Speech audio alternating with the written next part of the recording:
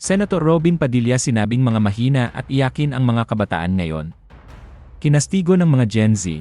Ang mga bata po ngayon, sad to say, you are weak. Hindi kayo katulad nung panahon namin na hindi kami iyakin. Pero bago ang lahat, kung ikaw ay bago sa aking channel, huwag kalimutan na mag-subscribe at i-click ang notification bell for more trending news.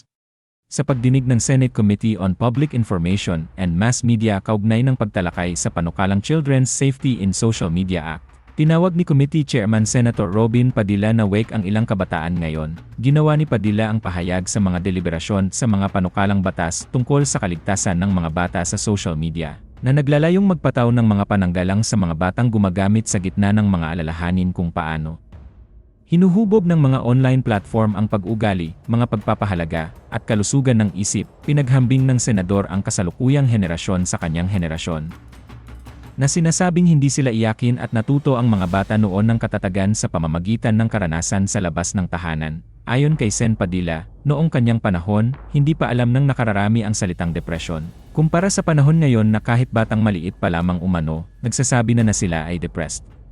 Ang mga bata po ngayon, sad to say, huwag kayong magagalit sa akin. Ako, maraming batang magagalit siguro, pero pasensya na kayo. You are weak.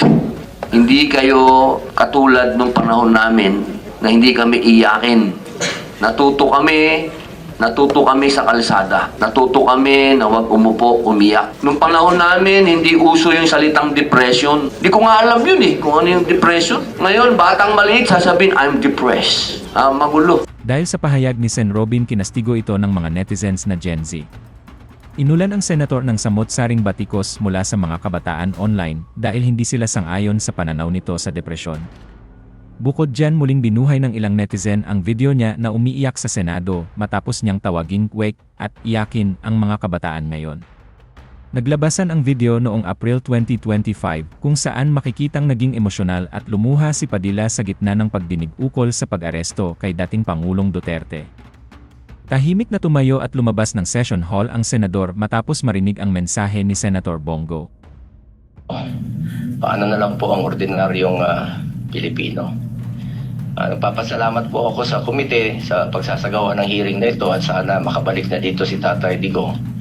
Kung ano man ang kanyang pananagutan, alam ko po buong tapang niya itong harapin dito sa ating sariling bayan.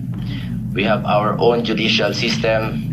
After all, it is for the Filipinos to judge if he has done his job effectively as president of this country. Pilipino po ang dapat humusga kay Tatay Digong. Kung nakakalakad ba ang ating mga anak sa gabi na hindi nasasaktan, di nababastos at hindi nakikidnap.